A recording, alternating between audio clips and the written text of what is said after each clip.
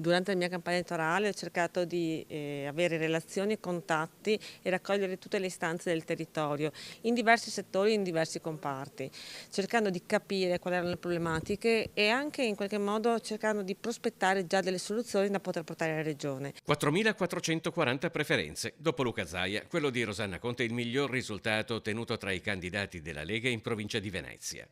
La sua, racconta, è stata una campagna elettorale condotta ascoltando il territorio, forte anche del lavoro svolto al Parlamento europeo, un impegno in campi diversi: agricoltura, pesca, turismo, ambiente, sociale e disabilità. Il risultato mi ha riempito di gioia, sono onorata perché arrivare dopo Zaia capisce che per me è stato veramente importante,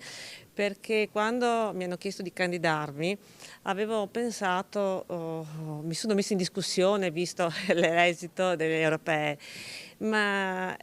ho deciso di lasciare scegliere ai cittadini. Cittadini che nel caso della provincia di Venezia abitano un territorio variegato, composto da svariate realtà, ognuna con problemi ed esigenze specifiche. Ha una peculiarità diversa di ciascuna città, le comunità costiere, l'entroterra, quindi hanno esigenze diverse i territori, quindi è fondamentale che ci sia una voce forte che porti tutte le varie istanze, che siano dal turismo, che siano dall'agricoltura, che sia l'entroterra, con esigenze anche che riguardano il lavoro, i lavoratori, che sono proprio diversi, strutturati in modo diverso, quindi è necessario qualcuno che conosca bene il territorio per portare poi delle istanze e delle soluzioni anche per i propri cittadini.